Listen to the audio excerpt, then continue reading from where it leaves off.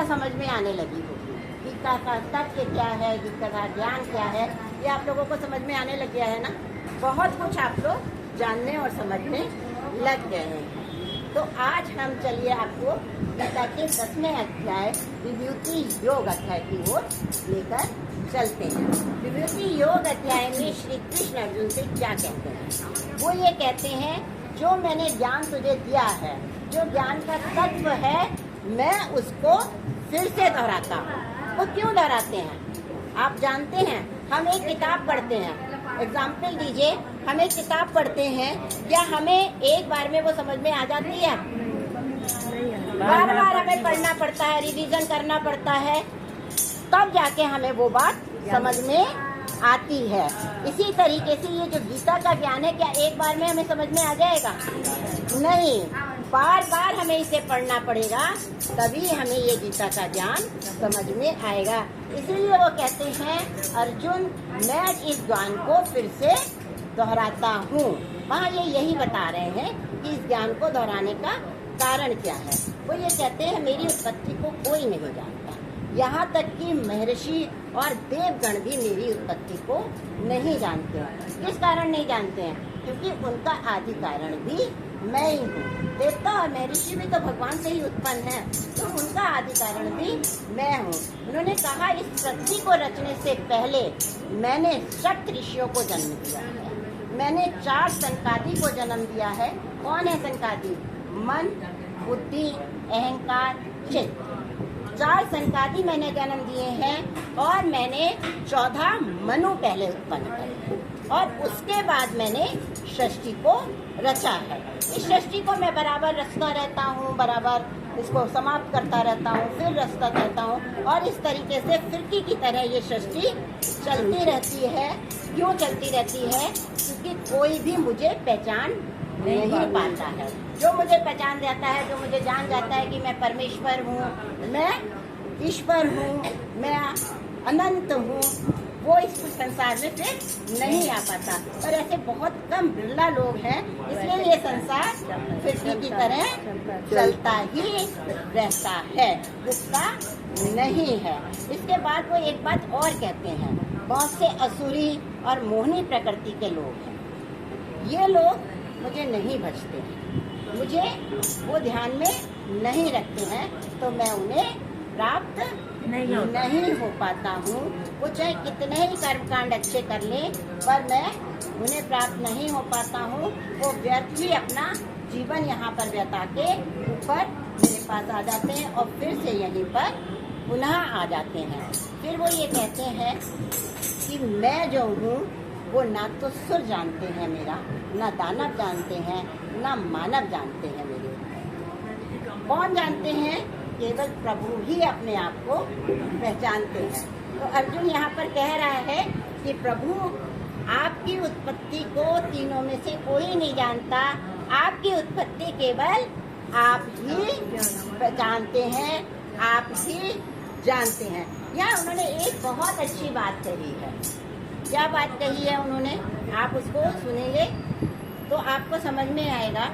हम सुबह शाम की आरती इकट्ठे होके करते हैं, हम यहाँ पर भजन और कीर्तन इकट्ठे होके करते हैं ना। तो उन्होंने कहा इस बात को, यदि मेरे भक्त इकट्ठे होकर भजन करते हैं, यदि मेरे भक्त इकट्ठे होकर कीर्तन करते हैं, सुबह शाम की आरती इकट्ठे होकर करते हैं, तो मुझे ज़्यादा खुशी होती है कि इतने सारे भक्त मुझे भज रहे हैं। उन्होंने एक उदाहरण के द्वारा मैं इसको समझाना चाहती हूँ। हम अकेले में किताब पढ़ रहे होते हैं, हमें वो समझ में आती है किताब, पर अगर गुरु कोई समझा रहा है, हम एक दूसरे से उसकी चर्चा कर रहे हैं, हम एक दूसरे से उसकी व्याख्या कर रहे हैं, तो हमें वो जल्दी समझ में आती है या नहीं आती है?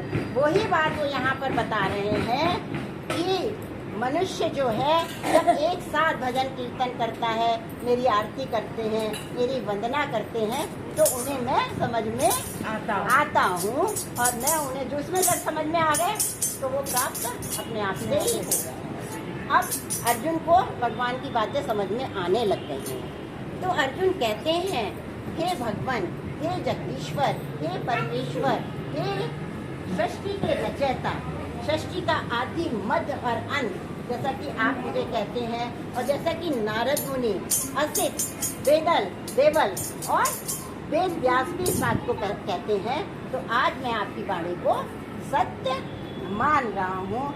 आज मैं भी मानता हूँ कि आप जो कुछ बता रहे हो वो ही आप हो, पर फिर भी आपकी जो वाणी है उनसे मेरा मन नहीं भरता है। हाँ। मुझे लगता है आप लगातार मुझे बताते चले और मैं आपके ज्ञान को सुनता चलूं।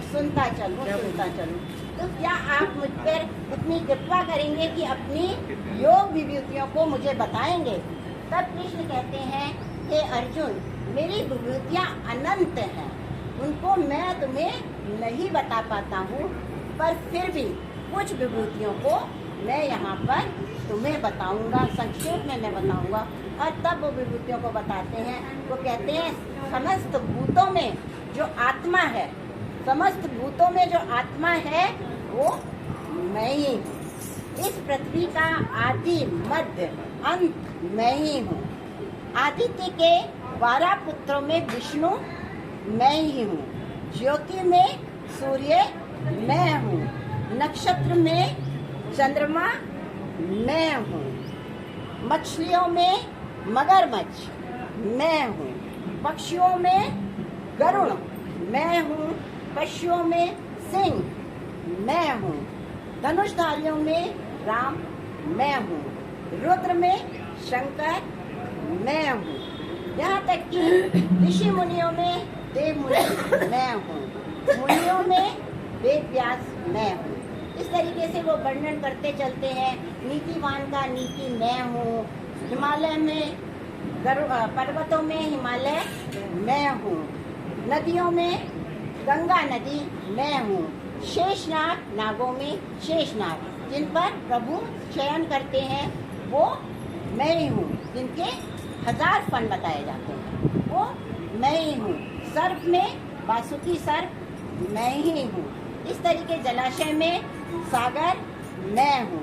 इस तरीके से बताते हैं। छलियों में जुआ, मतलब जो भी श्रेष्ठ चीज है उन सब में मैं ही हूँ। गुप्त भावों में मौन मैं ही हूँ। इसमें आप देखेंगे विस्तार से बताते चलते हैं एक के बाद एक वर्ष बोलते चलते हैं।